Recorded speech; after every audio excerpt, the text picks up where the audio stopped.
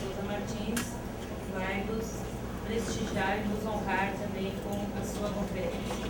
Nessa mesa de abertura, consta além de mim, como coordenadora de pós-graduação de Antropologia Social, o nosso diretor, o professor Temístocles César, e o coordenador de pós-graduação de Sociologia, o professor Marcelo Cumba.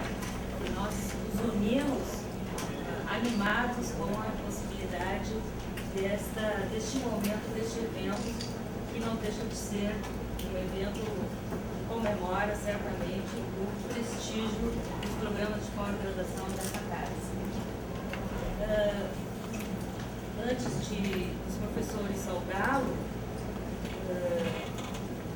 tentei imprimir o seu currículo, mas após uma hora ainda estava rodando, aí eu resolvi apenas citar o que os próprios pesquisadores anotam como apresentação. Além, claro, de uma formação então, em Ciências Sociais, bacharelado de licenciatura, todo um histórico na USP, como nós bem sabemos, no seu mestrado, no seu doutorado. É professor titular aposentado também nessa casa da USP, professor visitante da University of Florida, fellow Trinity Hall e professor da cátedra Simon Bolivar, da qual tive a honra de escutar algumas histórias ontem na sua companhia na Universidade de Cambridge, professor visitante da Universidade de Lisboa, membro da Junta de Curadores de Fundo Voluntário da ONU contra as formas contemporâneas de escravidão e, modestamente, sociólogo com docência em produção científica, sociologia da fronteira, sociologia dos movimentos sociais, sociologia da violência, da vida cotidiana e, o mais importante, é o nosso sociólogo visual e da imagem, com quem eu compartilho a honra de dialogar sobre pesquisas com imagem. Bom, o tema da questão agrária, todos nós conhecemos, e é membro do Conselho Superior da FAPESP, além de ter recebido vários prêmios, como o de Florestan Fernandes, professor emérito agora da Faculdade de Filosofia, Letras e Ciências Humanas da Universidade de São Paulo. Eu espero que esse resumo tenha sido justo. Eu passo a palavra, então, primeiramente, ao coordenador de pós-graduação de Sociologia.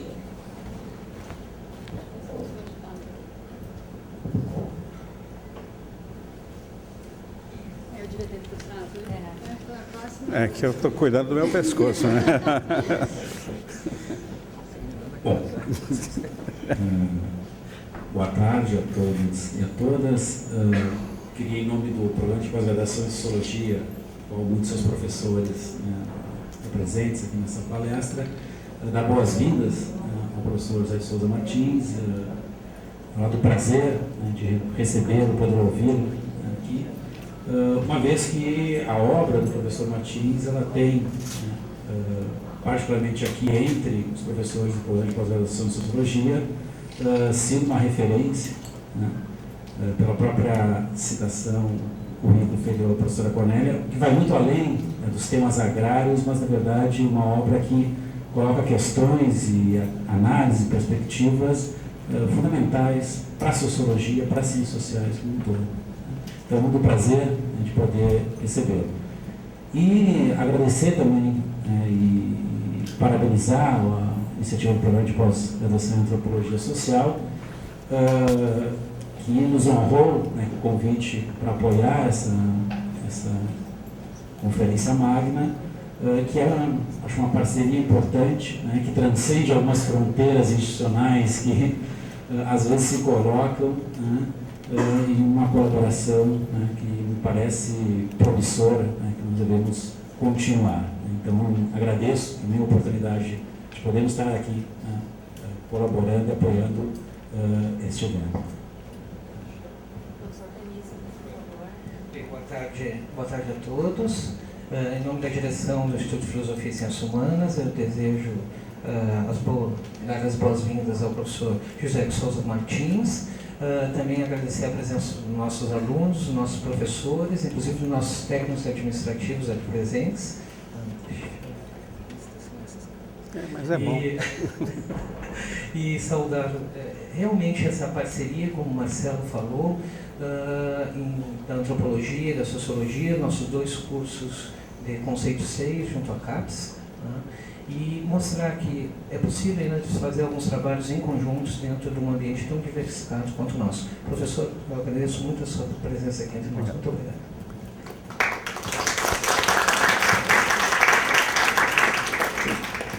Fazendo a mesa de abertura, desejo a todos uma boa conferência, novamente agradecendo a honra de recebê-lo na nossa casa. Obrigado.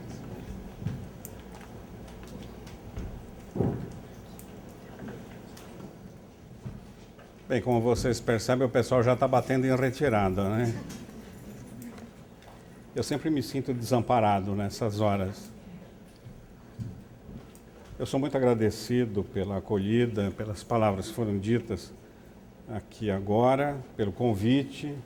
Não é a primeira vez que eu falo nessa universidade, já falei em outras ocasiões, e sempre tive um apreço muito grande pelo que se faz na área de humanas aqui na Universidade do Rio Grande do Sul, trabalho conhecido e que repercute muito positivamente nos grandes fóruns de ciências humanas, como a reunião da ANPOX, a SBS, enfim, uma universidade de prestígio que, ao me convidar para esta conferência, na verdade, agrega prestígio à minha vida, né? Que me deixa muito agradecido e muito tocado. Eu escolhi um tema para falar que parece um tema muito escolar, né? Mas eu fiz isso de propósito. Eu tenho uma larga experiência como professor universitário e isso vai acontecer com todos vocês um dia. E a gente aprende muita coisa ao longo da vida acadêmica e penso que retornar a este tema, que é um tema cambiante da tradição sociológica, a questão do método e, sobretudo, o problema que está se repondo agora, que é do retorno, efetivamente, da dialética ao pensamento sociológico, é uma questão oportuna, é um momento, digamos, adequado para se falar, trocar ideias, né? E eu, basicamente, me inspirei para fazer esta proposta e para a fala que eu vou fazer aqui, na minha caderneta de campo. Eu sou um sociólogo que aprendeu muito com os antropólogos. Acho que no Brasil não é possível ser sociólogo sem um intenso diálogo com a antropologia. E eu diria que com a ciência política não é muito necessário, não.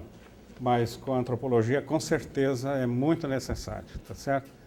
Pelas características antropológicas da sociedade brasileira, a complexidade cultural da nossa sociedade.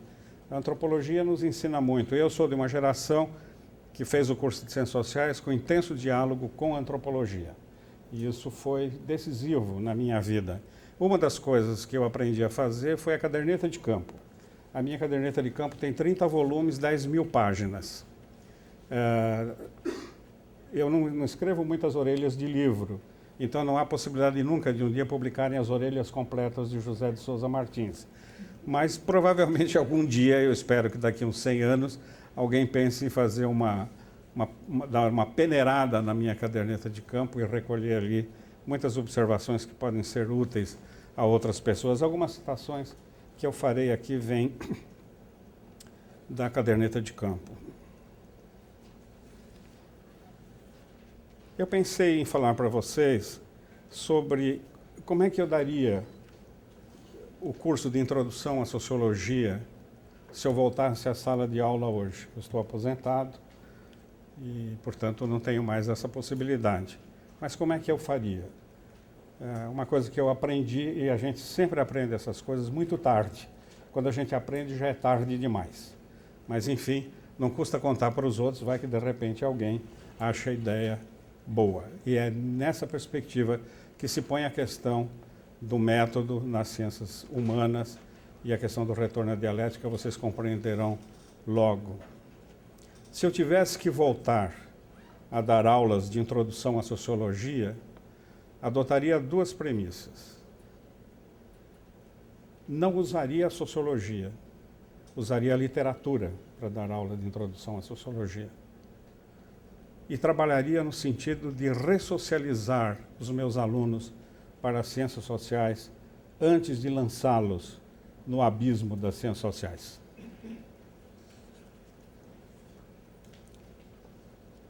Eu daria todo o curso de introdução baseado em literatura e não em textos sociológicos. Assim como a sociologia, a literatura dos séculos XIX e XX tratou da desagregação da sociedade tradicional e da difícil constituição da sociedade moderna. Eu daria José Lins do Rego, sem dúvida, Érico Veríssimo, Jorge Amado, Bernardo Ellis, Machado de Assis, evidentemente, Lima Barreto. Usaria toda uma literatura que conseguiu explicar o Brasil, embora esse não fosse o propósito. Mas usaria literatura também internacional, de outros países. A literatura latino-americana tem temas preciosos de natureza sociológica e antropológica. Eu usaria o Gabriel Garcia Marques, 100 Anos de Solidão. Apesar do Gabriel Garcia Marques ser pessoalmente um sujeito extremamente chato. Não é por aí que a gente escolhe os autores que lê, evidentemente. É sempre bom não pensar neles. A gente pensa na lombada do livro e pronto, tá certo? Eu conheci o Gabriel Garcia Marques em Cuba e tive a pior das impressões dele, porque nós éramos um grupo grande de escritores latino-americanos que fomos para o júri do Prêmio Casa das Américas e tomávamos o café da manhã no mesmo hotel, numa sala especialmente reservada para nós. E ele entrava na mesma sala e ia para um canto tomar o café da manhã sozinho. Eu achei que, até aquele dia, eu tinha achado que ele era um amigo da Revolução. Ele, na verdade, era amigo do Fidel, ele não era amigo da Revolução. Mas, enfim, nem todo mundo é perfeito, né? Você pode querer que as coisas sejam perfeitas. Eu usaria Manuel Scorza, que é Redobles por Rancas, que é um livro extraordinário. Eu usaria Juan Rulfo, que além de ser autor de dois grandes livrinhos, né, que são emblemáticos da literatura mexicana, são livrinhos pequenos, é um grande fotógrafo e fez literatura com a fotografia. A fotografia do Rulfo é espetacular como documento da alma mexicana. Eu usaria também sociólogos que escrevem como literatos, Gilberto Freire, por exemplo. Às vezes a gente fica em dúvida se Gilberto Freire é sociólogo, ele também não sabia o que era, mas enfim, se é um sociólogo ou é um literato. O trabalho dele sobre as assombrações do Recife Antigo é um trabalho excepcional de natureza antropológica, sociológica e literária, né? Eu acho, aliás, nesse sentido, que os cientistas sociais brasileiros deveriam se preocupar mais com almas penadas e assombrações, especialmente se fizerem pesquisa em Brasília.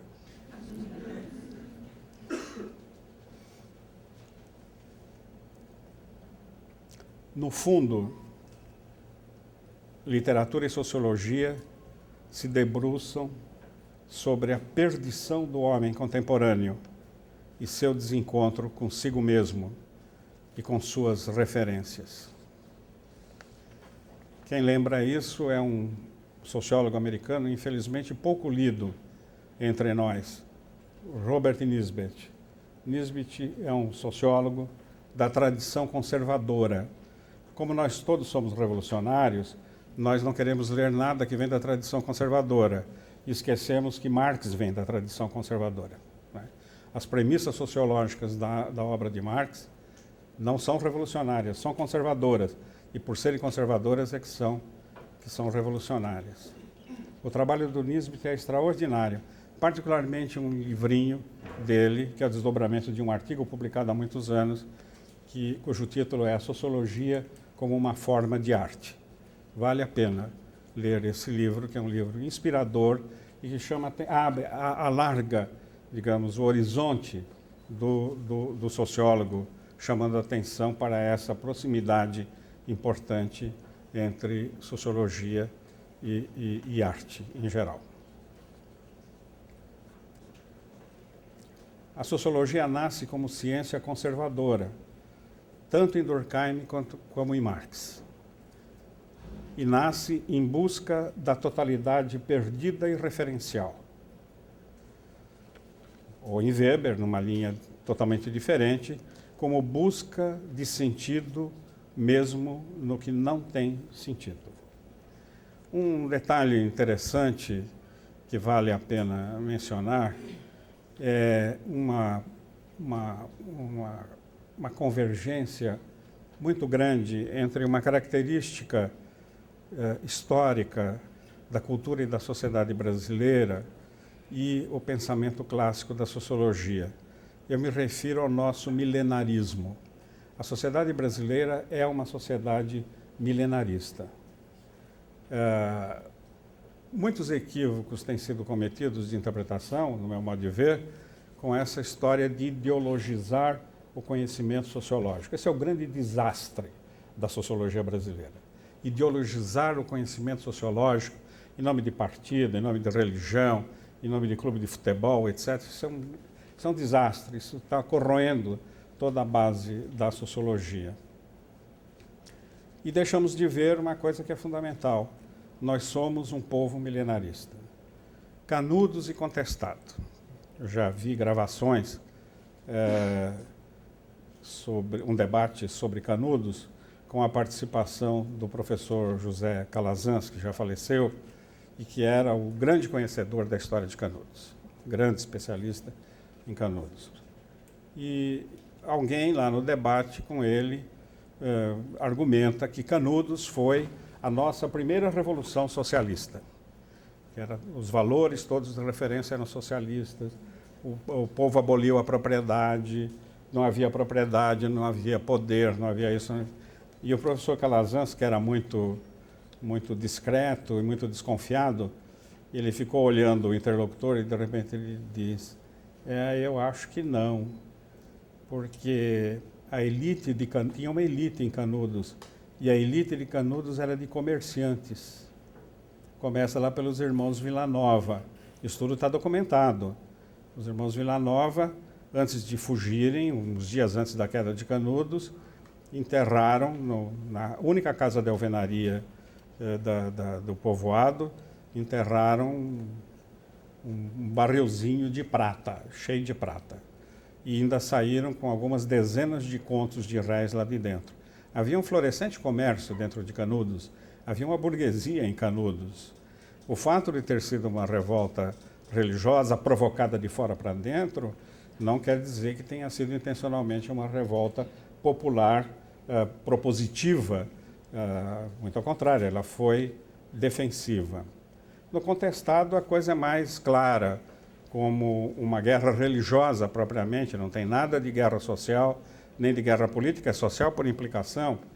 Nos dois casos, a motivação, digamos, o ideário religioso, vem do joaquimismo, vem das ideias de Joaquino da Fiore, que foi um monge cistercense, calabrês, que fez uma releitura da Bíblia no século XII, no fim do século XII, como no século XIII, e descobriu que ele fez uma leitura dialética da Bíblia. Descobriu que a Bíblia não tem 2 testamentos, ela tem 3 testamentos.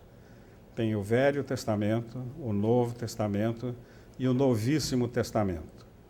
O Velho Testamento termina com o dilúvio, é o tempo do Pai. O Novo termina com o sangue de Cristo na cruz, é o tempo do Filho. E o Novíssimo termina com fogo, é o tempo do Espírito Santo, tempo do Apocalipse. Essa releitura reordena não só a Bíblia, mas a interpretação da Bíblia. E o tempo do Espírito Santo, que seria o tempo que nós estamos vivendo, é o tempo do império do divino. No Brasil, essa tradição joaquimita chegou através das folias do Divino Espírito Santo, que existem, a festa do Divino existe no Brasil inteiro. Nos dias da festa do Divino Espírito Santo, no local em que a festa se realiza, Não existe direito de propriedade, não existe poder, não existe nada. O tempo do divino é o tempo da justiça, da liberdade e da alegria. É um tempo totalmente novo, um tempo libertador. Canudos era joaquimita, a documentação dos próprios padres que estiveram lá, franciscanos alemães, indicam isso, por as referências reiteradas e o questionamento reiterado da Igreja Católica em nome da crença no advento da era do Espírito Santo, e no Contestado mais ainda. A primeira batalha da Guerra do Contestado foi comandada pelo imperador do divino, que era um menino. Em geral, na cultura, nessa cultura do tempo do Espírito Santo, as relações sociais estão invertidas. É tudo ao contrário. Isso ilude, isso dá a impressão de que as pessoas estão lutando contra o capitalismo. Nem contra o capitalismo, nem a favor do capitalismo. A luta é outra. E aqui, no caso do Brasil, as duas guerras foram grandemente motivadas porque a Igreja Católica estava passando pela chamada fase da romanização, isso é, a reafirmação do poder papal. Os franciscanos que foram a Canudos também vieram, os mesmos vieram ao Contestado para enquadrar a população no novo espírito da romanização, isto é, da superação do catolicismo brasileiro relativamente autônomo que existiu até o final do Império e que tinha sua própria matriz, digamos, teológica. Augusto Conte era joaquimita. Augusto Conte, nos Princípios de Sociologia, cita Joaquino da Fiore. Hegel era joaquimita. E, portanto, por vias decorrentes, o próprio Marx tem a sua inspiração no joaquimismo, porque é a ideia, ali está presente a ideia de que os tempos não se sucedem abruptamente. Um tempo histórico sai de dentro de outro tempo histórico. Isso é dialético. Um tempo engendra o novo tempo. O joaquimismo tem estado presente, não terminou com o caso do Contestado. Eu, quando estava fazendo pesquisa na região amazônica nos anos 70, encontrei vários grupos joaquimitas. E eu mesmo andei fazendo longas peregrinações, tentando rastrear a disseminação da chamada busca das bandeiras verdes, que é uma das variantes modernas, digamos, do joaquimismo. E, para não dizer que não falei de flores, uma das coisas que eu aprendi com Ottaviani, que foi meu professor, e por sua vez ele era um seguidor do Wright Mills, fazer um caderno de campo, que é uma coisa dos antropólogos, mas também prestar atenção nos miúdos, colecionar informações onde elas estiverem. A gente já ouvi muita coisa em ônibus, eu tomo nota, eu ando com meu caderno de campo e eu tomo nota. Eu fico ouvindo as conversas dos outros, que é interessante. Uma das melhores conversas eu ouvi numa estação rodoviária em Porto Velho. Duas mulheres já de uma certa idade, negras, conversando. Eu estava sentado no mesmo banco, mas do lado contrário. E uma dizia para a outra, perguntou a outra, como é que está a fulana de tal? Ah, ela estava muito mal, morreu. Ah, é mesmo? É, de fato. Esses brancos são todos empesteados, né? Esse pessoal morre logo, esse pessoal não sobrevive. Aí todo um discurso sobre raça baseado em premissas que não são as nossas premissas corriqueiras, né? Isso tudo vai para o meu caderno de campo.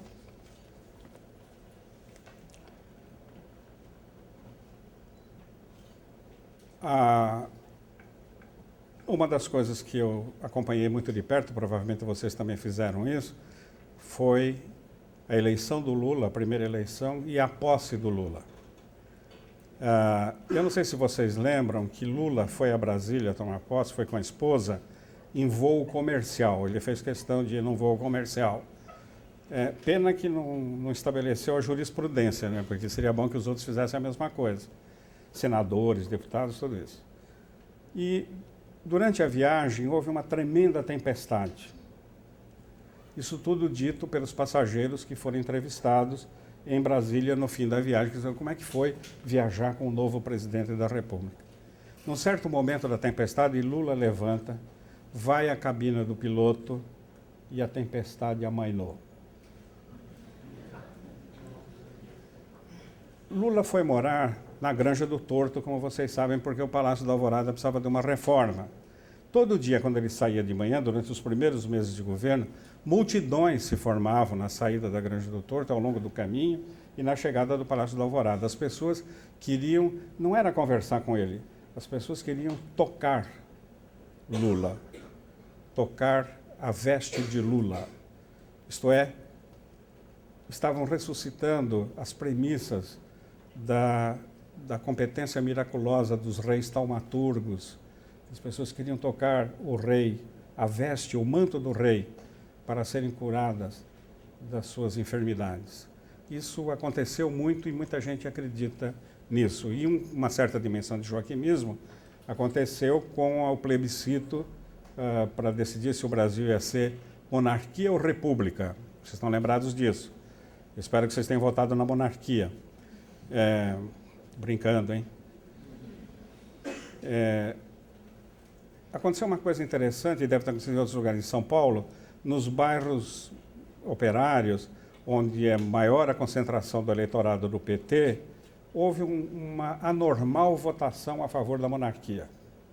Aí a Folha de São Paulo decidiu investigar o que tinha acontecido, que história é essa, né? E descobriu muita gente que tinha votado a favor da monarquia e que era, de fato, eleitora do PT. Mas por quê? Por que isso? Porque a ideia era simples. É que, votando a favor da monarquia, em seguida votariam no Lula para presidente da República, ele seria coroado imperador e acabava essa bagunça de fazer eleição de vez em quando, tá certo? Que é uma esperança messiânica e milenarista que vem dessa tradição que eu estou mencionando. A literatura do mesmo período de referência, o período de nascimento da sociologia, tem como referência uma unidade perdida, cuja busca ou cuja impossibilidade revela o sentido da perda, as histórias pessoais como dramas. A literatura narra o drama da perda, a sociologia explica a perda. Toda a sociologia clássica está voltada para explicar o desaparecimento da sociedade tradicional, o aparecimento da sociedade moderna e toda a crise que acompanha essa mudança. Eu começaria a ensinar sociologia pelo avesso, porque esta é a sociedade dos avessos. Eu começaria o curso pelas incertezas vivenciais e não pelas certezas sociológicas. Eu me lembro do Fernando Henrique, eu fui aluno do Fernando Henrique no primeiro ano do curso de Ciências Sociais. Ele dava introdução à sociologia, ele era assistente do professor Florestan Fernandes. E o Fernando Henrique, que tinha tido uma militância no Partido Comunista, começava com Talcott Parsons. Já pelo volume Social System, isso é para aterrorizar as pessoas, logo de cara, tá certo? Sociologia é coisa muito séria, porque o Social System do Parsons é maior que a Bíblia. Então não venham com histórias de outra natureza, porque a coisa é bastante complicada. E é incrível como é difícil, como o Parsons é complicado. Eu não quero dizer que ele não seja importante, não seja um sociólogo competente, ele é, mas é incrivelmente complicado. Tão complicado que Wright Mills disse que Parsons precisava ser traduzido para o inglês.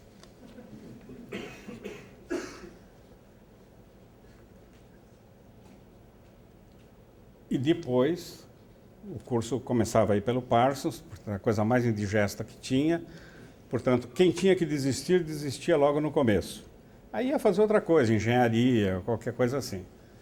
E terminava com um texto introdutório da ideologia alemã de Marx e Engels, que aí coloca efetivamente os problemas do fazer história. A sociologia como uma ciência histórica e não como uma ciência exata, evidentemente. Eu não trataria, num curso desses, eu não trataria o homem como objeto, e sim como sujeito. E eu começaria sugerindo aos alunos que lessem antropologia, e só, como eu disse antes, no fim do curso, fossem a ciência política e a economia. Eu inverteria o percurso. Eu contrariaria Durkheim. Não diria aos alunos que a anomia é um defeito social, um fato patológico.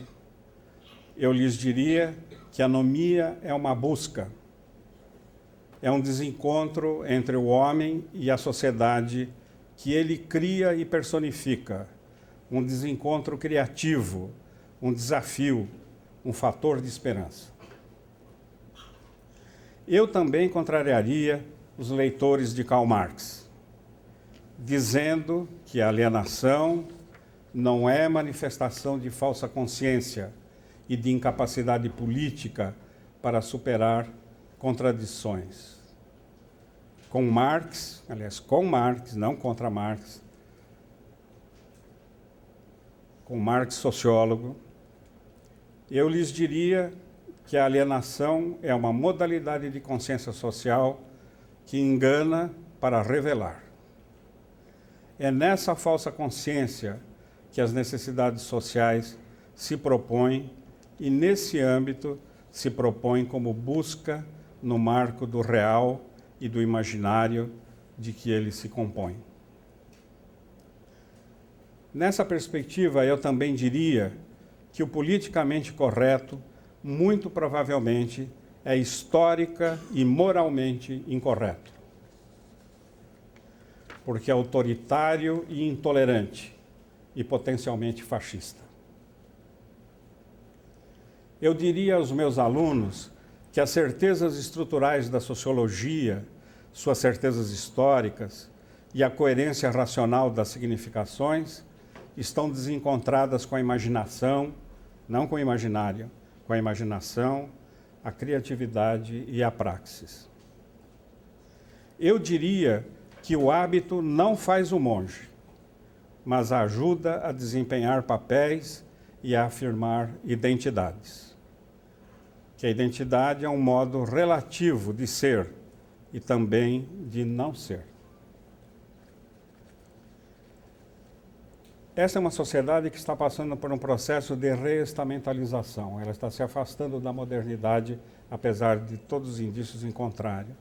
A luta por cotas, a luta por privilégios, de modo geral, em diferentes sociedades, restabelece os princípios estamentais da organização social. Aliás, foi Henri Lefebvre que chamou atenção para isso. Os sociólogos, infelizmente, não têm identidade. Esse é um senhor problema. Eu acho que algum dia a SBS vai ter que propor que seja criado um uniforme de sociólogo para que os sociólogos sejam reconhecidos. Eu tenho tido seríssimos problemas pela falta desse uniforme. O médico, o aluno de medicina mal entra na faculdade de medicina, pendura estetoscópio no pescoço, ele já é tratado como médico. E eu já, uma vez, acompanhei um caso pelo jornal em que um pai de santo, que em geral se veste como médico, todo de branco, foi preso e processado pela Sociedade de Medicina pelo exercício ilegal da medicina. Era o exercício ilegal do vestuário, não da medicina. Os advogados mal entram na faculdade, já houve uma briga nas faculdades de Direito por causa disso, ele põe paletó e gravata, sem o que ele não vai ser um bom advogado. Os engenheiros andam sempre no bolso com aquela calculadora, uma espécie de régua de cálculo. Eu tive senhores problemas com essa história. Um dos problemas que eu tive foi, certa vez, fui convidado pela professora Margarida Maria Moura, quando ela ainda não estava na USP, estava trabalhando na Fundação Getúlio Vargas, no Rio de Janeiro, para fazer um seminário informal lá no Horto Florestal. Era uma coisa bem informal, era um bate-papo. Cara, você vem 2 horas da tarde, você venha tranquilamente e você volta no mesmo dia. Então tá bom. Acontece que nessa época eu estava fazendo a minha pesquisa na região amazônica. Foi uma pesquisa que me tomou um tempo enorme, uma pesquisa solitária, sem recursos, eram recursos da Fundação Martins de Amparo à Pesquisa, que sou eu mesmo, tá certo? Eu não tinha conseguido dinheiro de ninguém. E uma coisa que estava me atormentando muito é que apareciam grupos inteiros, né, que migravam, estavam migrando do Nordeste, tinham atravessado o Tocantins, atravessado o Araguaia, estavam entrando no norte do Mato Grosso e no sul do Pará, à procura das bandeiras verdes. E o máximo que eu tinha conseguido saber é que as bandeiras verdes eram um lugar mítico, né? Era uma expressão do milenarismo, aliás, joaquimita também, que havia sido profetizado pelo padre Cícero. Então, as pessoas, de repente, em grupo, um povoado inteiro do Nordeste, desmontava tudo e saía à procura das bandeiras verdes. Chegavam num lugar, acampavam, ficavam 1 ano, 2, acabavam saindo, porque eram expulsos, perseguidos, e indo mais adiante, e assim vão. E os grupos ainda existem, eles estão caminhando à procura das bandeiras verdes. Eles vão sempre na direção do oeste. E tudo dizia, as pessoas me informavam, que as profecias do padre Cícero estavam num folheto, num romanço, como eles dizem, de cordel, que todo mundo tinha visto. Eu pedia para me mostrarem, ninguém de fato tinha mais. O único que materialmente, digamos, chegou perto foi um sujeito que falou: eu tenho isso guardado dentro da aba do meu chapéu. Manuscrito, as pessoas copiavam e passavam adiante. Aí eu falei: então vai buscar o chapéu, que eu estou precisando copiar essa história das profecias do padre Cícero. Ele foi buscar, de fato, o suor, a coisa tinha derretido toda a profecia do padre Cícero. Aí, um dia alguém disse assim: você tem que falar com Orígenes Lessa. Orígenes Lessa tinha escrito um livro sobre Getúlio Vargas na literatura de cordel. Você é o homem que mais entende de cordel. Aí eu liguei para o Orígenes Lessa, muito simpático, falou: olha, eu nunca ouvi falar nessa história de bandeira verde. Em todo caso, eu sugiro que você vá à Casa de Rui Barbosa, que é um museu que funciona na casa em que o Rui Barbosa viveu. Eles têm a maior biblioteca de cordel do Brasil, eles têm tudo. Se existir o folheto, é lá que você vai encontrar. Eu não tive dúvida. Fui para fazer a palestra lá para o grupo da Margarida e disse para a Margarida: Margarida, eu vou bem cedo, porque assim eu passo na casa do Rui Barbosa, vejo se tem alguma indicação sobre tal folheto. Se tiver, eu volto numa outra ocasião, ou então peço uma cópia. E depois eu vou para o Horto encontrar vocês. Cheguei no Rio de Janeiro, no aeroporto Santos Dumont, devia ser 8h30 da manhã. Peguei um táxi e disse para o motorista: olha, senhor, por favor, me leve à casa de Rui Barbosa. Rua de São Clemente, número 122, eu acho que é o 127. O sujeito saiu. Antes de rodar 100 metros, eu percebi que ele estava me olhando feio. Ele olhava para eu sentado do lado dele. Eu, nessa época, tanto para fazer pesquisa, quanto para uma coisa tão informal quanto essa, eu ia de calça jeans, camisa de manga curta. Eu era cabeludo e não era barrigudo nessa época. E o meu cabelo era assim um pouco excessivamente à vontade. E carregava uma bolsona velha, que era o meu escritório. Ali tinha o meu caderno de campo, gravador se eu precisasse, canetas, as coisas que eu precisava. E eu entro no táxi do homem, sento do lado dele, e ele olhando feio para mim. Aí, de repente, ele não aguentou e disse: olha aqui, cara, tu quer saber de uma coisa? Ele não vai te receber, não. Falei: como assim? Não, ele não vai te receber. Mas por que ele não vai me receber? Um dos segredos que vocês sabem, que não é segredo de ninguém, é sempre entrar no jogo de quem é o seu interlocutor na pesquisa nas ciências sociais.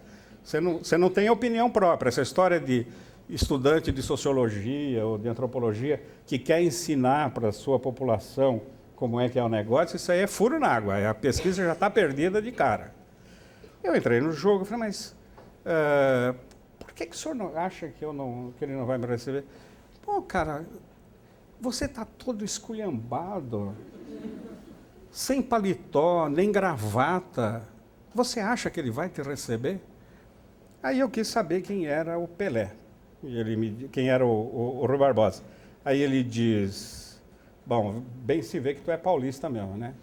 Tu não sabe quem é o grande Águia de Haia? O maior jogador de futebol do mundo? E ele começa a descrever. O Rui Barbosa era um Pelé branco,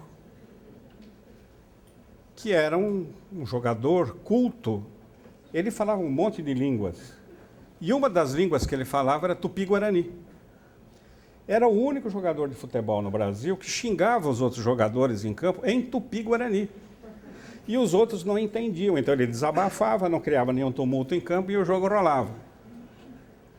Aí fomos conversando. Na verdade, eu tinha ouvido a história, que provavelmente é mítica, quando o Rui Barbosa foi indicado para o Tribunal de Haia, a primeira participação dele numa sessão do tribunal, o presidente do tribunal deu a palavra a ele e ele, muito arrogantemente, pergunta ao presidente do tribunal: em que língua quereis que vos fale? Aí o outro arrogantemente também diz: fala na tua língua. E ele começa a fazer um discurso jurídico em tupi-guarani. Isso é uma lenda famosa. Então o povo faz suas adaptações. O Rui Barbosa virou jogador de futebol e o jogador de futebol que falava tupi-guarani. Quando nós chegamos à casa de Rui Barbosa, já eram 9h10, abria às 9 horas. Claro, as janelas estavam abertas, o portão aberto. Nessa altura ele estava bem calmo comigo e ele disse: cara, tu tá com uma puta sorte, ele tá em casa.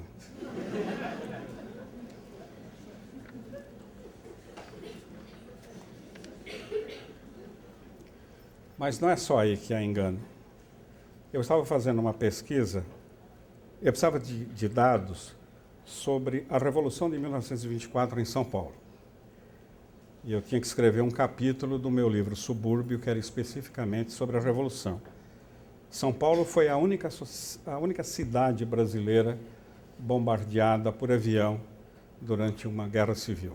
Foi em 24. Bombas foram jogadas em cima da cidade. E não tem muito documento. A principal documentação é o inquérito policial militar, são aí 200 ou 300 volumes que eu tinha visto. Eu li 15.000 documentos desse processo. Mas faltava um lado que não aparecia na documentação, que era a documentação propriamente militar. Então eu resolvi arriscar e ir ao Arquivo Histórico do Exército. Existe um Arquivo Histórico do Exército no Brasil que é precioso desde o século XVIII. Escrevi para o arquivo, para o suposto diretor do arquivo, que funciona no antigo prédio do Ministério da Guerra, no Rio de Janeiro. Expliquei o que eu estava fazendo, que eu precisava e se era possível consultar a documentação. Aí me responde um coronel, dizendo que sim, o arquivo era um arquivo público. Eu acho que era o fim da ditadura militar, o começo do novo regime. Arquivo público, acessível a todas as pessoas. Ficou insultado porque eu estava consultando se era possível ir lá e ler os documentos ou não. O senhor pode vir aqui quando o senhor quiser. Tá bom. E assinou. Coronel Comandante do Arquivo. Ou seja, todo arquivo histórico tem um diretor do arquivo. O Exército tem um coronel comandante do arquivo, ele comanda os papéis, né? Me mandei para o Rio de Janeiro na manhã seguinte. Cheguei bem cedo, lá no prédio do Ministério da Guerra, aquele prédio imenso do antigo Ministério da Guerra. Pediram meus documentos, mostrei a carta do coronel e mandaram eu subir para não sei que andar lá, 15º andar, coisa assim.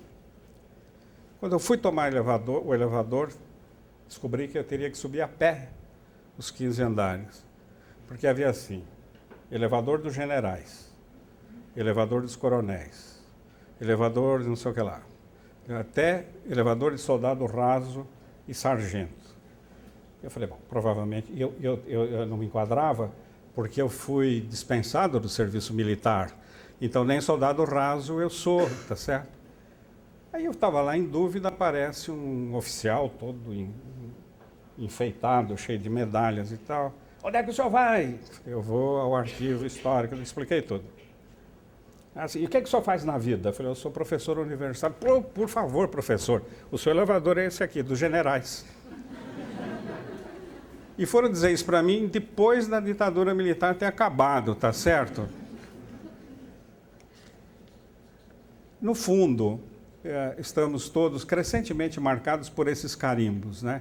Você tem que ser aquela coisa que nós achamos que o Brasil não é mais isso, mas continua sendo. Você sabe com quem está falando? É assim que a coisa continua funcionando.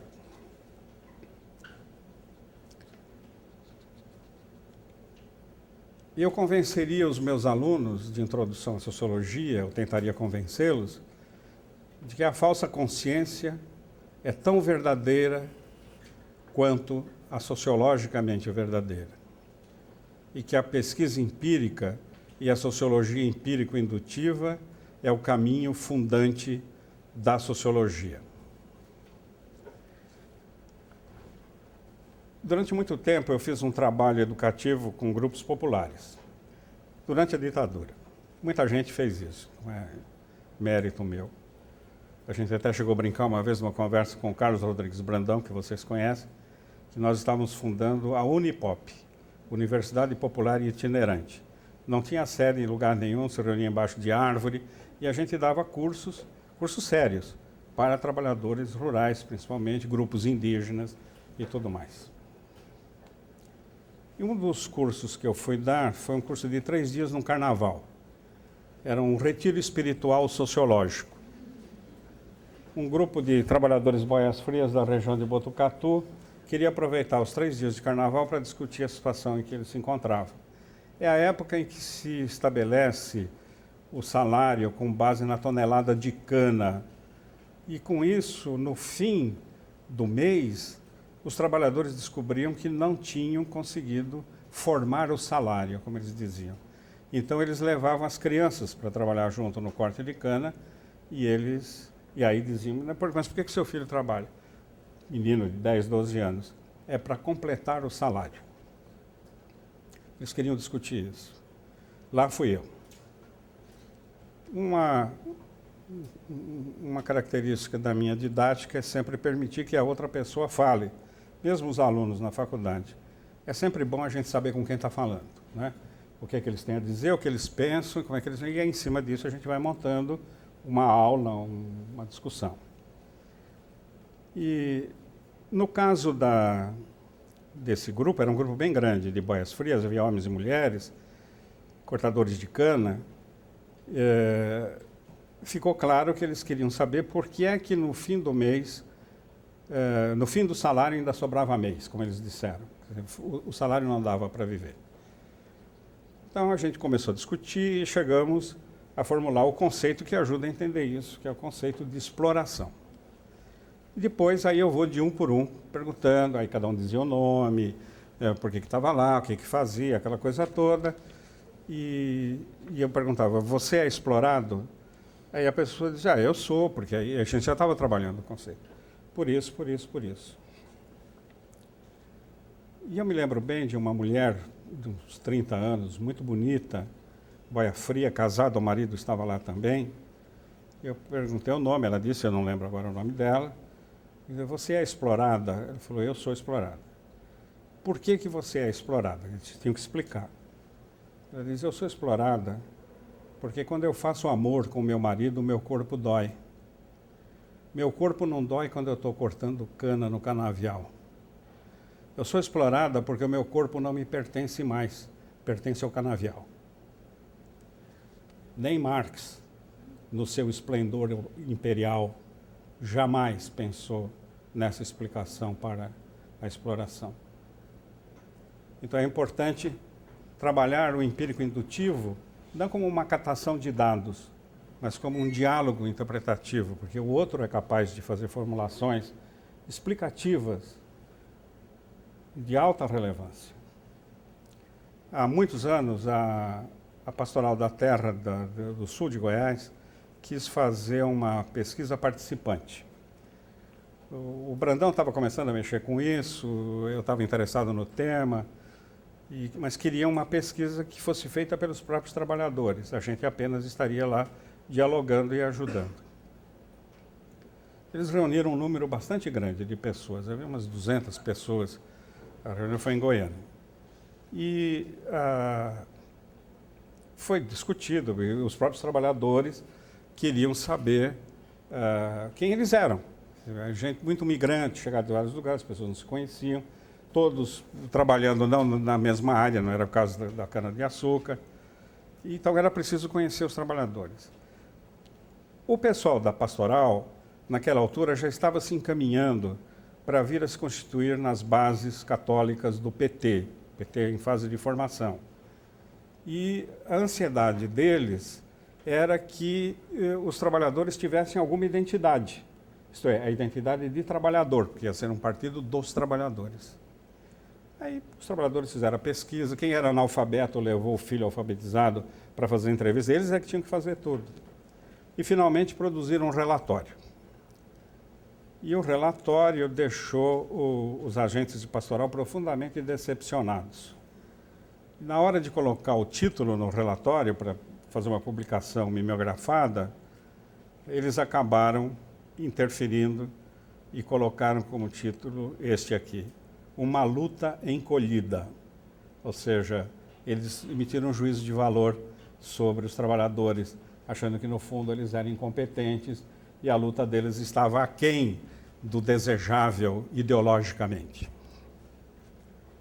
O que irritou é que os trabalhadores arrolaram, não se definiram com a categoria de trabalhador. Eles descobriram que havia mais de 100 categorias de trabalhadores, eles diversificavam as categorias de trabalhadores. Não existe o trabalhador é uma categoria abstrata, não existe. Só existe na cabeça dos ideólogos, tá certo? Mas para eles, trabalhador era concretamente a expressão da divisão do trabalho, tá certo? A mulher em casa faz uma coisa, o marido na roça faz outra, ou o marido da roça faz uma coisa, a mulher na roça faz outra coisa, o filho faz outra coisa, e por aí vai. A categoria trabalho não era a categoria ideológica. E, portanto, a diversificação social da categoria trabalhador era extrema, o que causou enorme descontentamento entre os que queriam servir como tutores dessas pessoas. A pesquisa empírica é fundamental desde que se respeite o fato de que o homem comum também tem interpretações a respeito da sua situação. Ele não precisa dos sociólogos para que lhes explique o que é que eles são, o que é que eles fazem, o que é que eles sofrem. Os sociólogos explicam para outra parte da humanidade. E, eventualmente, eles podem se interessar, eles podem querer saber, mas não necessariamente. O sociólogo não é o superego da humanidade. O sociólogo não pode ser o superego dos que sofrem, dos que são explorados e assim por diante. O sociólogo não está aí para ensinar, o sociólogo está aí para aprender. E depois de aprender é que ele pode ensinar. Eu ensinaria meus alunos a questionarem a autoindulgência dos sociólogos.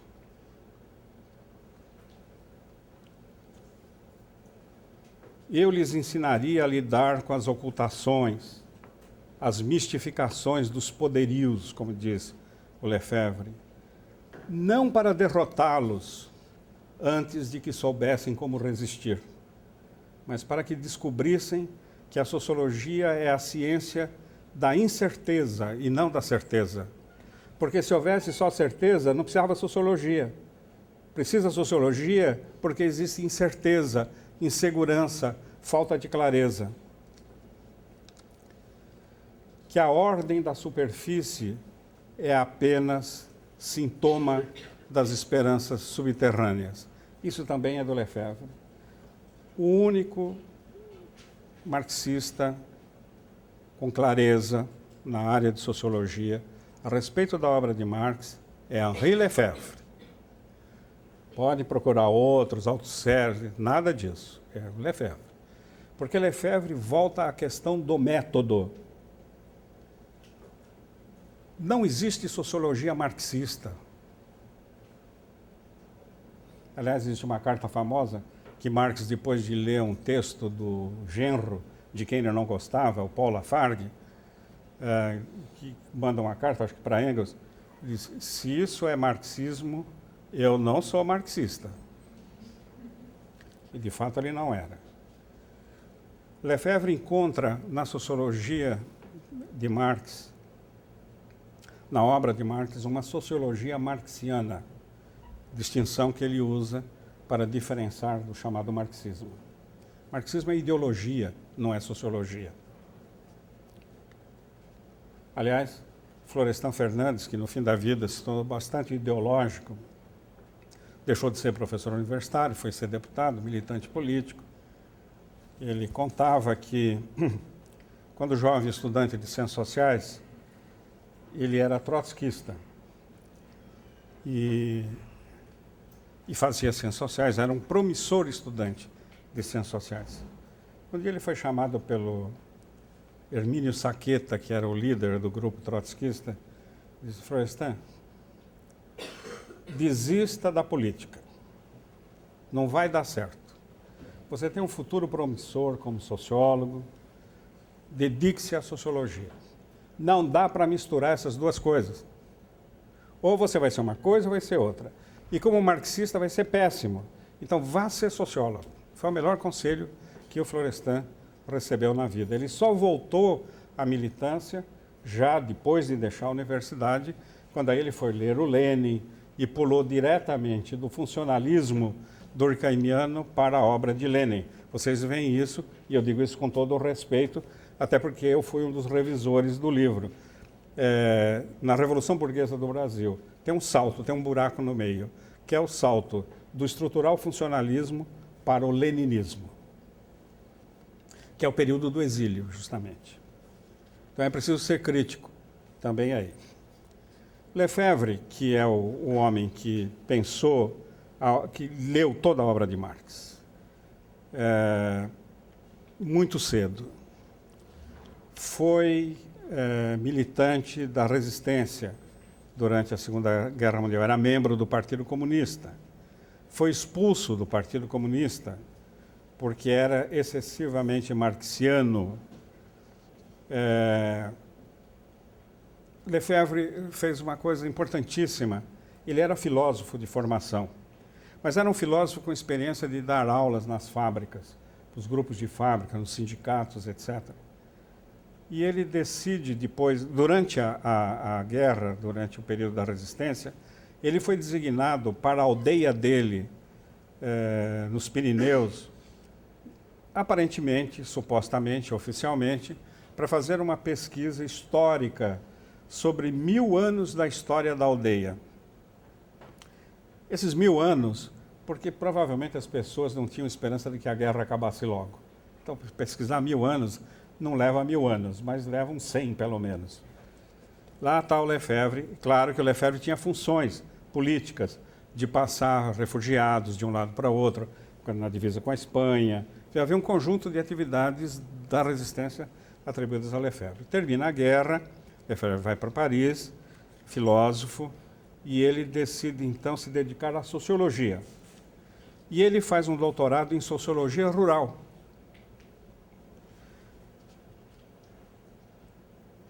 Entre os sociólogos em geral, não é só no Brasil, a sociologia rural não tem nenhum prestígio. Quando alguém diz que faz sociologia rural, as pessoas começam a dizer: coitado, aquele ali faz sociologia rural.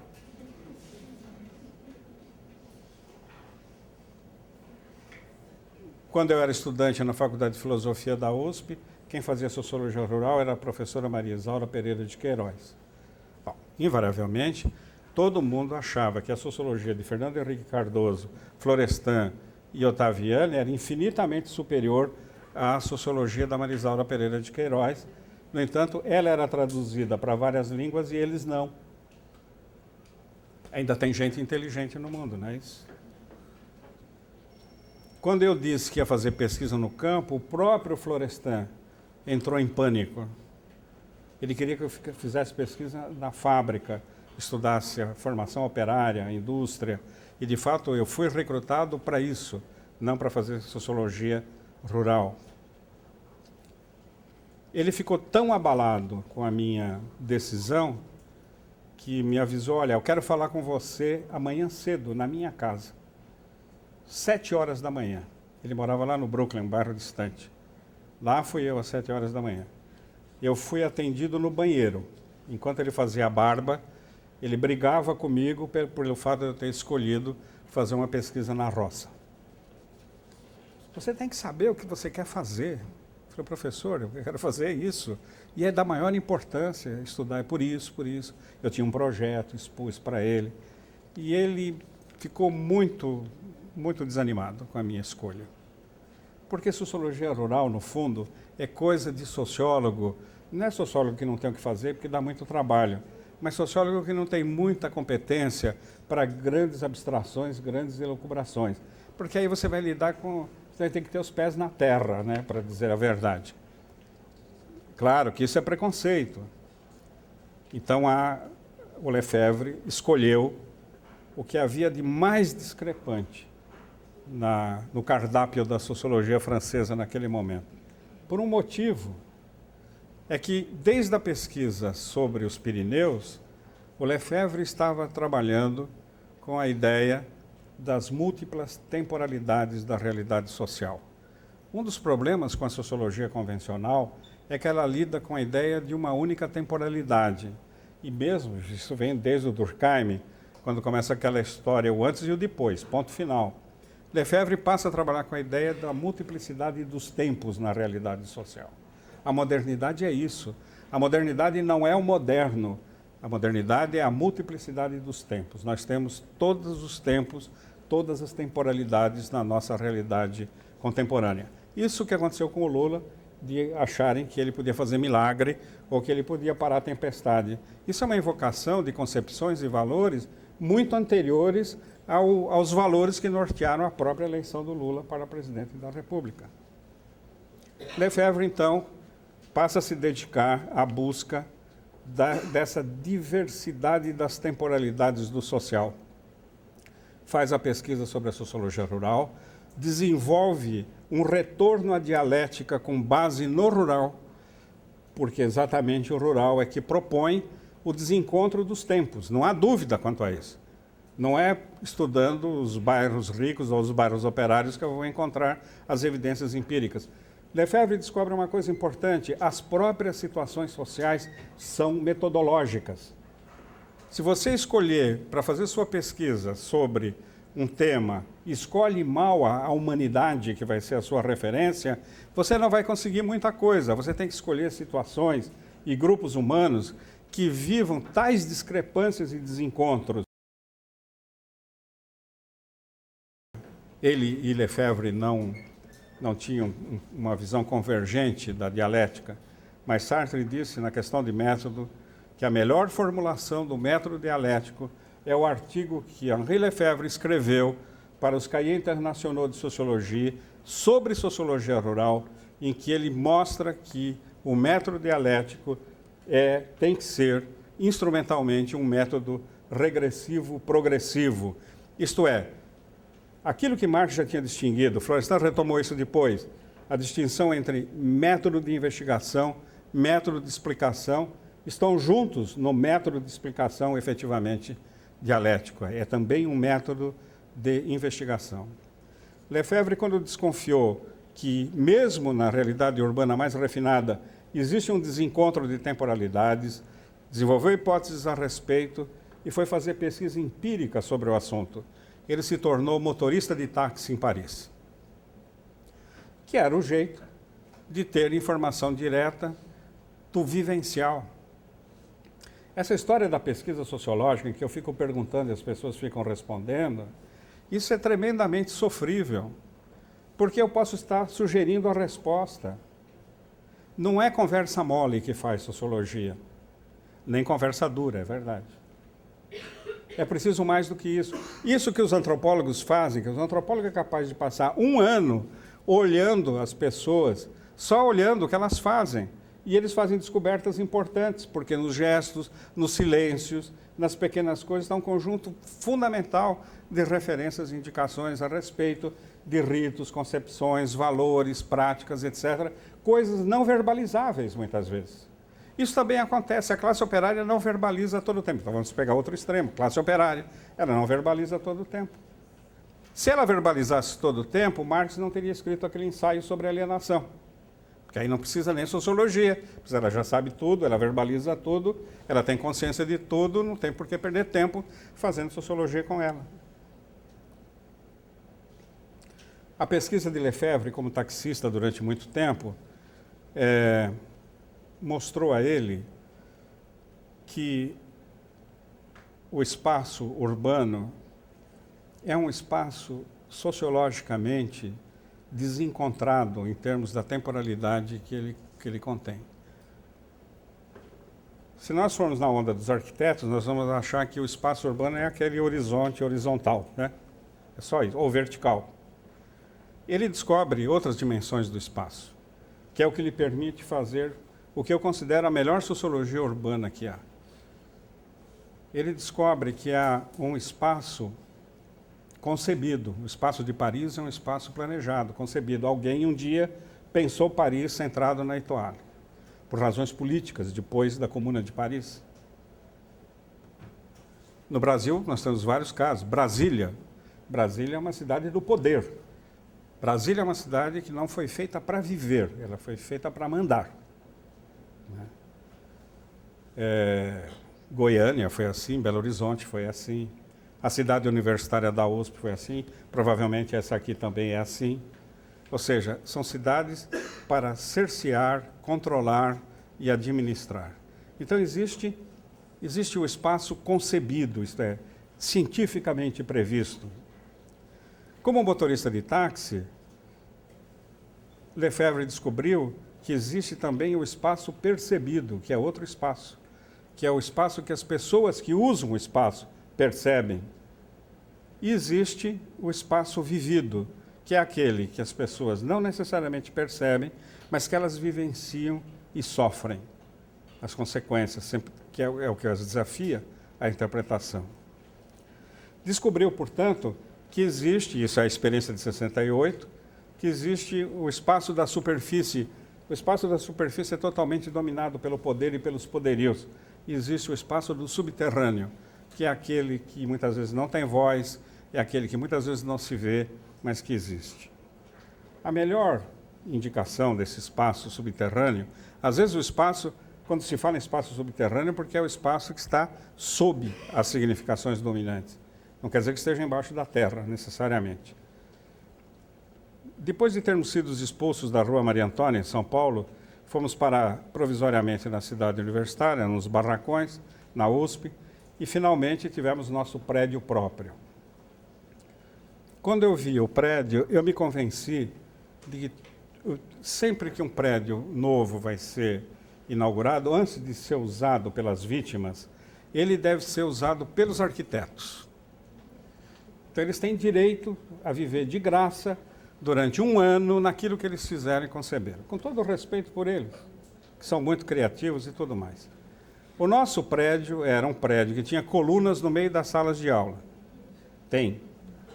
Tinha colunas no meio do corredor. Se houvesse um incêndio, uma fuga, morria todo mundo esmagado. Era as colunas cinzas de concreto e totalmente branco, dentro e fora. Um dia eu chego para dar aula, minha sala era a última de um corredor comprido com aquela paredona branca. Eu chego para dar aula e um aluno subversivo tinha pichado em esplendorosas letras vermelhas: "Parede, eu te livro dessa brancura".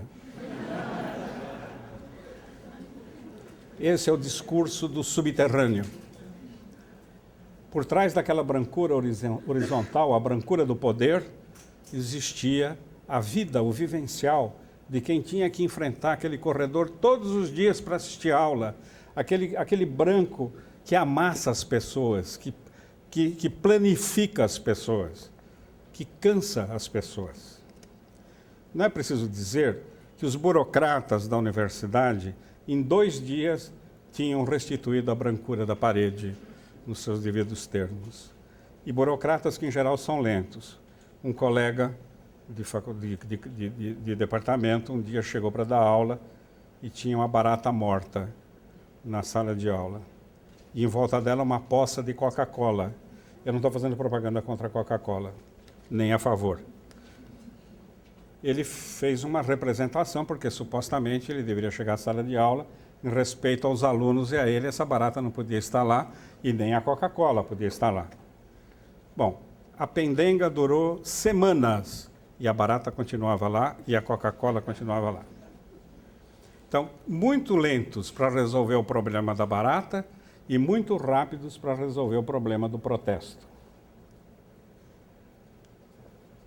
Eu mostraria aos meus alunos o poder revolucionário do que não se vê, e as mistificações das insurgências falaciosas, pseudo-radicais, para que soubessem que é próprio da sociedade contemporânea instrumentalizar e institucionalizar as insurgências inovadoras.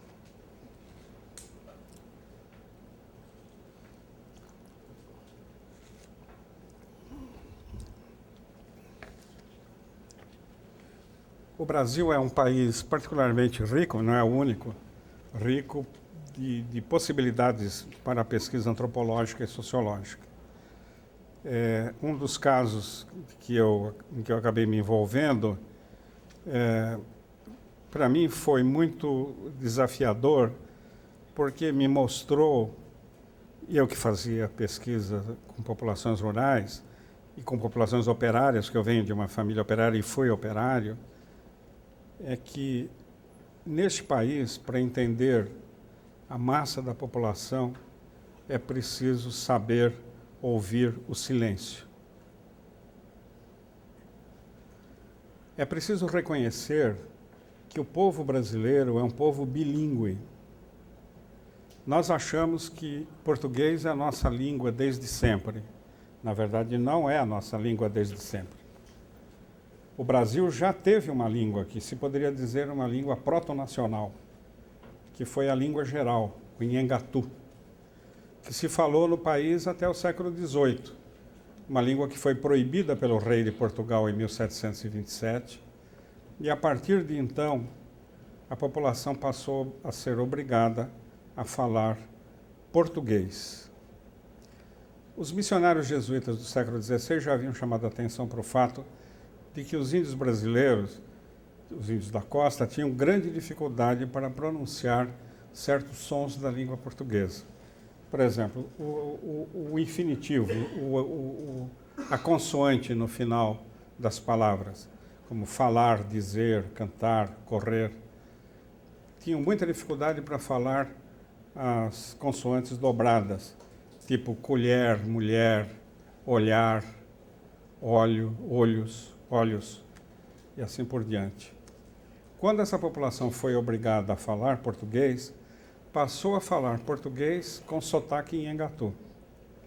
Então fala cuié, mulher, osóio, orelha, falar, dizer, cantar, chorar, calar. Na verdade, a massa, sem contar um elenco imenso de palavras tupi-guarani na geografia brasileira e no próprio vocabulário da população. Ainda hoje, mesmo, uma coisa que eu gosto de, aliás, sugiro que vocês façam isso também, se tiverem tempo, ouvir as sessões do Supremo Tribunal Federal. Bom, primeiro, a gente fica sabendo a diferença entre justiça e injustiça, é uma coisa importante, não é? Mas a gente fica sabendo também que vários dos juízes da Suprema Corte falam português com sotaque em Inhangatu. Eu não sei se isso afeta as sentenças, mas de qualquer modo é edificante saber que a força do dialeto, o dialeto sertanejo, o dialeto caipira, é muito grande no país até hoje. A criançada toda fala na rua, isso é outra língua. As professoras ficam bravas com seus alunos. Você está falando errado, menino. Errado está a professora. O menino está falando dialeto, uma língua dialetal. Ele não está falando errado, ela é que não conhece a outra língua, não é? Ela fala uma língua estrangeira, que é a língua portuguesa. A língua portuguesa até o século XVIII era a língua de repartição pública. Nos tribunais era preciso chamar um intérprete para ouvir réus, testemunhas, etc., porque falavam em Inhangatu.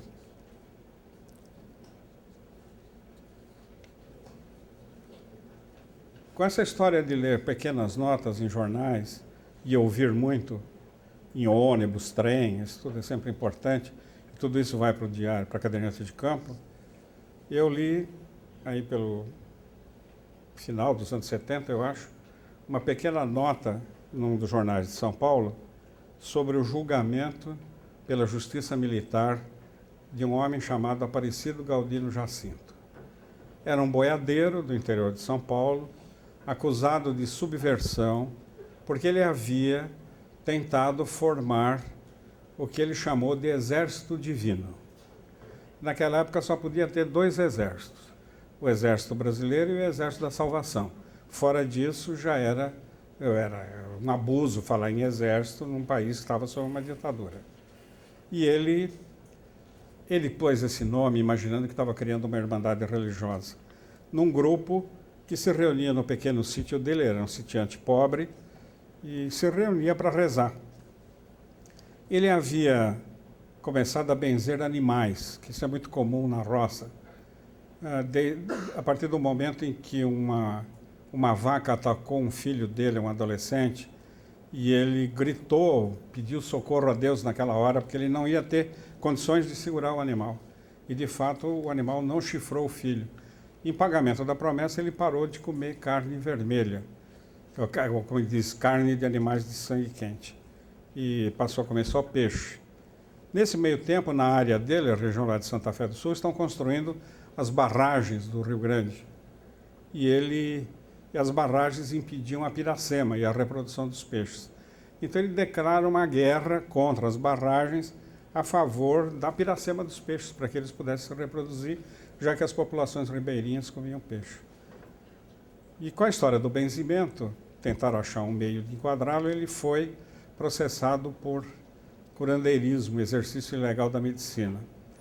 Por sorte, o advogado designado pelo juiz, porque ele era um homem pobre, era um leitor de sociologia, e um leitor da sociologia da Marisaura Pereira de Queiroz. Então, a defesa do Galdino foi feita não com base no direito, mas com base na sociologia, com base nos textos da Marisaura Pereira de Queiroz, em que o advogado mostrava que, na verdade, o que aconteceu com o Galdino não tinha nada de curandeirismo, era um místico a mais na história do misticismo brasileiro. Ele foi absolvido, mas o promotor entendeu que ele tinha agido de maneira subversiva e resolveu denunciá-lo à justiça militar. E ele foi, portanto, encaminhado a São Paulo, ao presídio político, e lá esperou o julgamento pela justiça militar. Foi julgado, era evidente que ele não era subversivo, coisa nenhuma. Chamaram alguns médicos do manicômio judiciário que deram um parecer dizendo que ele era esquizofrênico paranoide. E ele foi recolhido ao manicômio judiciário por 2 anos renováveis a critério médico. Ele ficou no manicômio 9 anos preso, detido. Quando eu tive a oportunidade, já com a anotação feita, o Dom Paulo Evaristo Arnes organizou um grande debate em São Paulo sobre direitos humanos, trouxe gente de fora e me convidou para falar, e eu aproveitei para falar sobre o caso do Galdino. Todo dia o jornal publicava notícia de que na União Soviética se usava os manicômios para recolher presos políticos. Eu disse, nós fazemos isso aqui no Brasil também, isso tem o caso do Galdino. O caso teve uma grande repercussão, que se imaginava que desaparecidos políticos podiam estar no manicômio. Dom Paulo designou a Comissão de Justiça e Paz, um advogado da comissão, que encaminhou o processo da libertação do Galdino, de revisão do caso do Galdino. Ele tinha direito à perícia, ao perito dele, que não foi ouvido, e tinha direito, portanto, a uma revisão do caso. Foi revisto o caso, ele acabou sendo solto, porém, antes disso, eu consegui, com um jornalista que apoiou muito a causa do Galdino, o Ricardo Carvalho, da Folha de São Paulo, eu consegui ir ao manicômio conversar com ele. E a coisa era muito esquisita, porque eu pedi para falar, antes de falar com o Galdino, eu quis falar com os médicos que tinham dado atestado de que ele era louco. A cada 2 anos eles davam atestado. E eles não queriam que eu conversasse com os médicos, o diretor não queria. Eu falei, mas eu preciso conversar com eles. Não, só veja no processo, o processo judicial tem tudo. Eu falei, mas o processo eu já li. Agora, eu quero conversar em termos humanos com o médico. Não é nada formal, eu quero bater um papo com eles. Finalmente consegui conversar com um deles, estava nervosíssimo, ele não conseguia justificar o que tinha feito, também disse que estava lá. Na verdade, eles deram parecer com medo dos militares. Em plena ditadura, devem ter sido ameaçados, e por aí foi. Bom, aí fomos conversar com o Galdino. O Galdino, a gente levou um fotógrafo, o Birajara Detmar, um grande fotógrafo da Folha de São Paulo. O Detmar foi proibido de fotografar o encontro. Ele se escondeu atrás de uma cortina e fotografou tudo. E conversamos com o Galdino, curiosamente, que era um caboclo muito simples, ele está vivo ainda, muito idoso. Ele falava conosco, respondia às nossas perguntas, mas ele não sabia quem era amigo e quem era inimigo. O sociólogo, potencialmente, é sempre o inimigo, não vamos ter ilusão sobre isso. Ele é sempre um homem do establishment. Isso do militante, então, isso é bobagem, isso é enganação. É o sociólogo querendo se enganar. Tá certo? Não existe isso. Ele é um intelectual, portanto, ele é um membro do establishment. E, conversando com o Galdino, de qualquer modo, eu precisava saber detalhes do caso dele, porque estava sendo encaminhado um pedido de revisão do caso. Ele falava comigo e com o Ricardo, numa boa, assim, muito simpático, fez café para nós, serviu café, mas, ao mesmo tempo, com as mãos em cima dos joelhos, das pernas, ele fazia gestos, ele arrumava a calça, que é uma coisa que na roça acontece muito. Caboclo faz muito isso. A gente para conversar, ele pega um graveto, fica riscando o chão, fica de cócoras, risca ali. Na verdade, eu tive o estalo na hora. E depois eu vi, pelas fotos que o Detmar tirou, o Detmar viu a mesma coisa. O Galdino estava falando duas línguas ao mesmo tempo. Ou seja, ele falava a nossa língua, respondia as nossas perguntas, e ao mesmo tempo ele fazia com os gestos uma desconstrução daquilo que estava dizendo, falando a sua própria língua, para ele mesmo. Algo do tipo, isso que eu estou falando aqui é para eles, para mim é isso aqui. Isso ficou bastante claro. As populações sertanejas fazem isso com muita frequência, quer dizer, a dupla linguagem, a linguagem do silêncio, a linguagem num outro ritmo, né? Há uma piadinha que o Ivan Vilela, que é um grande violeiro, costuma contar, que eu vou contar aqui para vocês, que é a seguinte, sobre isso. 3 caipiras estavam de cócoras na beira de uma estrada de roça, estrada de terra, que eventualmente passava um carro, estavam lá pitando seu cigarro de palha, sem falar nada um para o outro. Aí, de repente, passa um carro em alta velocidade, levanta aquele poeirão. Dali 17 minutos e meio, um deles diz, tira o cigarro da boca, cospe de lado e diz, é Ford. Põe o cigarro de volta, todo mundo calado, fumando. Dali 13 minutos, o outro tira o cigarro, cospe também. É Chevrolet. Põe o cigarro e volta. Dali 10 minutos, o outro tira o cigarro da boca, apaga o cigarro na unha, põe aqui na orelha, cospe de lado e diz, olha, que vocês querem saber de uma coisa? E eu vou embora porque eu não estou aguentando essa discussão de vocês. Isso coloca para os sociólogos um problema enorme, porque sociólogo é muito urbano. Quando vai fazer entrevista por aí, ele tem pressa. Se o sujeito demorar mais do que 1 minuto e meio para responder a pergunta, ele acha que o sujeito não sabe responder, não quer responder ou está com raiva dele. Na verdade, o sujeito está elaborando a resposta, frequentemente, para responder na língua estrangeira do sociólogo. Porque além de português, é sociologês. E isso é uma língua estrangeira. O Galdino estava falando 2 línguas conosco, né? 2 línguas. E era importante perceber isso, porque foi justamente o fato dele falar 2 línguas que induziu os médicos a considerar que ele era um esquizofrênico paranoide.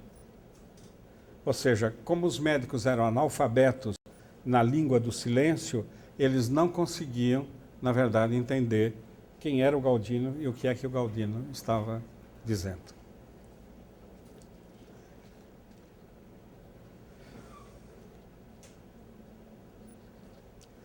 Lefebvre dizia, a propósito do repetitivo, da superfície, do que parece que não muda, que não há reprodução das relações sociais sem uma certa produção de relações, sem uma certa inovação, sem uma certa revolução. Que não se pode manter a vida sem mudar a vida. Isso também foi um ponto de vista da Agnes Heller, que foi assistente do Lukács. A mudança se propõe, não é quando o militante quer. quando a sociedade gesta necessidades radicais. A concepção de necessidades radicais em Lefebvre, no estudo sobre a Comuna de Paris e depois na Heller, sobre a teoria das necessidades em Marx, é uma noção fundamental para se poder lidar com essas inovações sociais, transformações sociais e até as revoluções que ocorrem sob a superfície dos poderios. São radicais as necessidades que não podem ser resolvidas sem grandes e radicais transformações estruturais e históricas.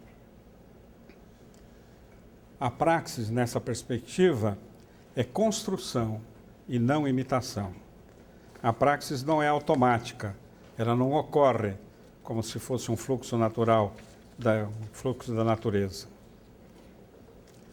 Para ensinar aos meus alunos tudo isso, eu faria do curso de introdução à sociologia um instrumento de ressocialização, de libertação em relação às desorientações de classe social, das ilusões do imaginário conformista e prepotente, para socializar os novos sociólogos, para que reconheçam no outro não o objeto de estudo, mas o sujeito da mediação socializadora daquela grande indagação de Marx. Quem educará o educador? Quem fará do sociólogo um sociólogo? De modo que as novas gerações de cientistas sociais pudessem reconhecer no outro não a dureza da coisa, mas a poesia do afeto pela condição humana. Eu ensinaria aos meus alunos que a dialética do método está na busca e na descoberta da poesia da vida, que sem isso e sem poesia, a sociologia não é mais do que um sofisticado engano. Obrigado.